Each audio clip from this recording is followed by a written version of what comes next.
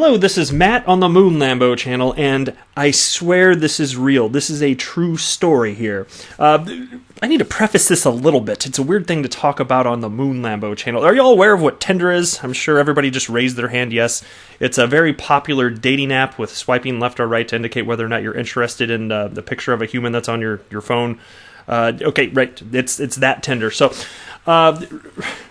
David Schwartz, Ripple CTO, co-creator of the XRP Ledger, he was talking about how some are comparing RippleNet Home to Tinder for banks. Like, that's what they're calling it, Tinder for banks. And so I'll share that in a second. I kind of got to set the table a little bit to make sure everybody understands what the heck I'm talking about here and why this was even said. David Schwartz has a good sense of humor. Anyway, so take a look at this piece, because I got to kind of set the table here.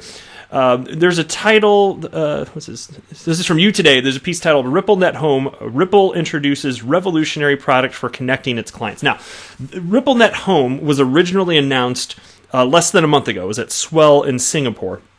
And the first time I heard about this, as I saw the video demonstration, which was posted by Mr. B XRP, and as I was reading about it, after I got the description, I thought, oh, this kind of just sounds like LinkedIn, but for banks, which is maybe a more, think about me, I have a stupid name, Moon Lambo, and I'm being more adult about this. I said, oh, it's kind of like LinkedIn for banks. Some had some more entertaining comparisons, obviously, here. So let me just briefly run through this here to make sure everybody's on the same page, and then I want to share with you the actual tweets from David Schwartz here. But anyway, it states here, Ripple customers can now seamlessly interact with each other with the help of RippleNet Home. Okay, cryptocurrency behemoth Ripple has unveiled a new product called RippleNet Home, which will allow its customers to connect and partner with each other. Presumably, they don't have to swipe left or right, but I don't know that for a fact. I don't know that for a fact. All right, according to the presentation, which was shown during this year's Swell conference, RippleNet Home will allow companies to get insights about their payment flows and performance in real time. Thus, it allows businesses to improve their capabilities and expand their presence in different markets around the globe. The platform is useful for evaluating the size of the market and instantly finding the most suitable partners for the company's business growth. And presumably when they're trying to determine which banks would be most suitable for them, it's purely based on hotness. That's what I'm assuming here, which bank is more physically attractive. I think those are the ones that went out the most. After performing due diligence, one can send a request and get connected. By teaming up with each other, RippleNet members can enjoy low rates and instant settlement via Ripple's on-demand liquidity service.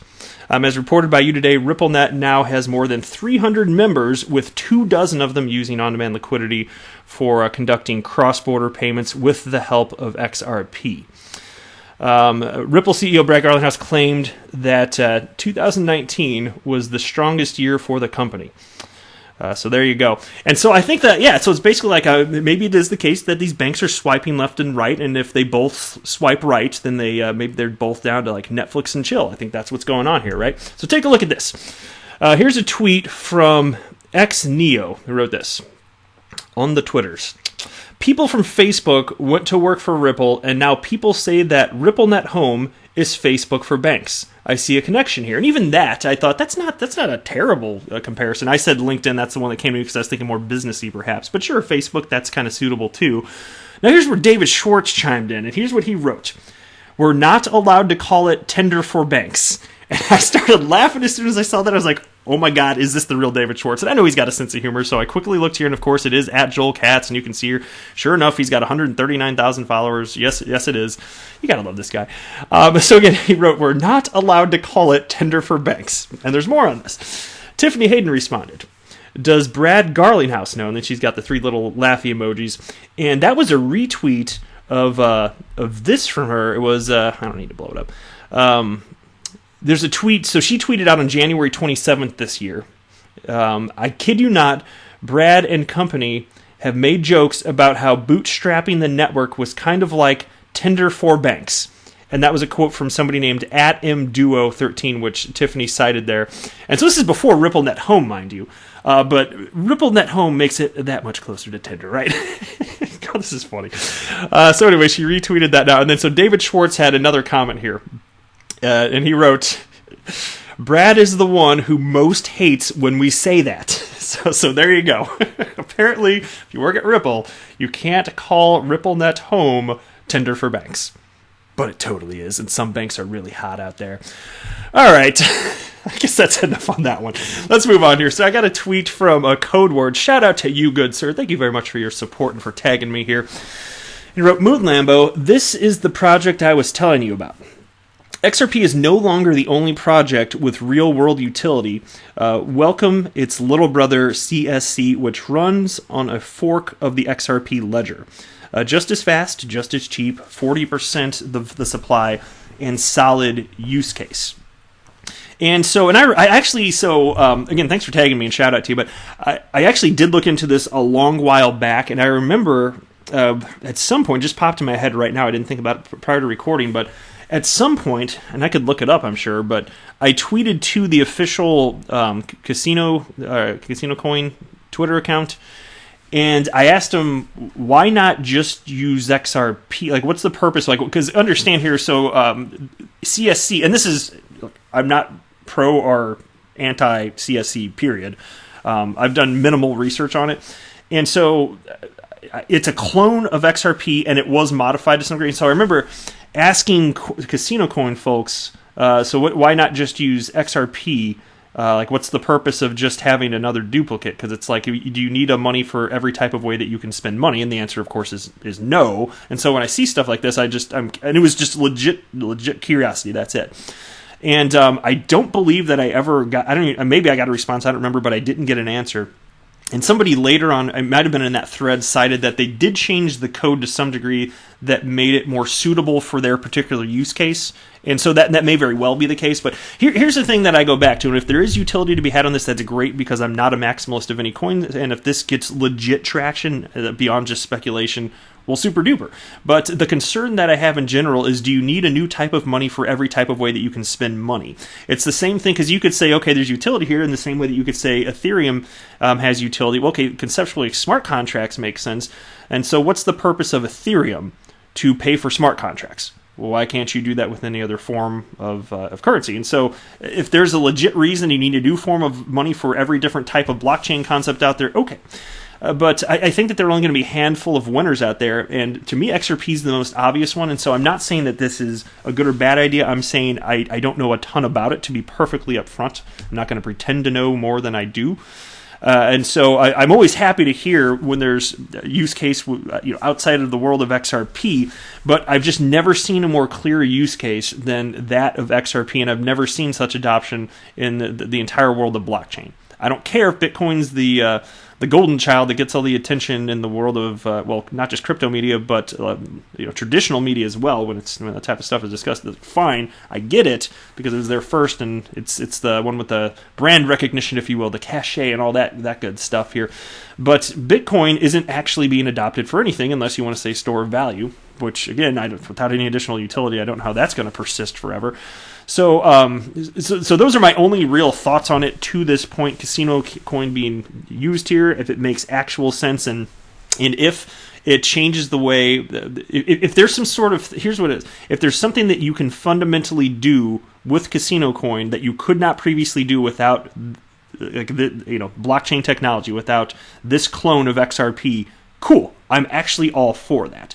And so if anybody does have some specifics, actually, I would love to hear if you could drop something in the comments below if you've got some specific knowledge on it. But other than that, yeah, I just that's pretty much where I stand on pretty much any blockchain project. Next here, here's an article from Daily Hodl that says 2020 Bitcoin. Jack Dorsey sharpens Bitcoin strategy, plans to move to Africa. How about that? And he's obviously Jack Dorsey, Bitcoin maxi, right? Twitter and Square CEO Jack Dorsey believes Africa has great potential when it comes to adopting innovative technologies like Bitcoin and crypto. After a whirlwind trip to Africa last month, Dorsey is planning to move there for 3 to 6 months in 2020.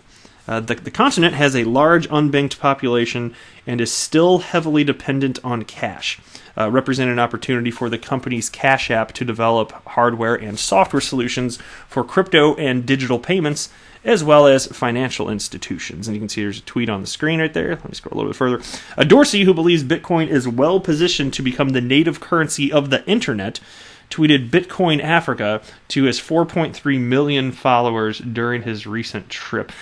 And isn't that funny, though? Like, of course, look, I'll agree with him that there's something to crypto, so that's a good starting point. But Bitcoin uses the native currency of the internet. That would assume that all people are just despite different motivating factors for the way in which money would move around the world for different people, that we're all just going to come together in a kumbaya moment, and it's Bitcoin, because why?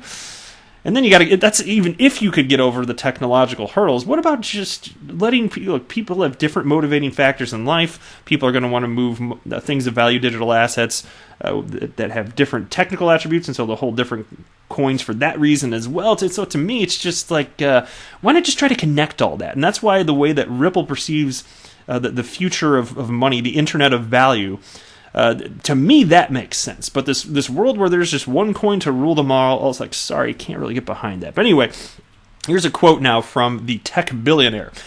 I haven't seen any other currency that would challenge Bitcoin across the dimensions that I think are really important. First, I think it has an amazing brand. Yeah, there's the brand cachet I was talking about.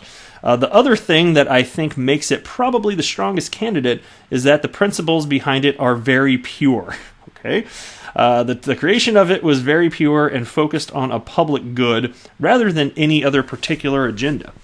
The fact that it's meant to be deflationary, meant to incentivize savings instead of spending, I think is a net positive for the world and how we think about consuming. It's 10 years old now, so it's been tested over those 10 years across every dimension, from security threats to governments to forks to agendas from miners to nefarious nation states, and it's been resilient to all those threats and challenges. And resilience is very valuable. There could be an upstart cryptocurrency that could challenge it, but it doesn't have those tests and that memory of those challenges built into it. Yeah, okay. I think the position that I already articulated makes more sense. You tell me what you think, though. That's it for this video. I am not a financial advisor. Do not buy or sell anything because of anything that I say or write. That would be a very, very, very bad idea. Until next time, to the moon, Lambo!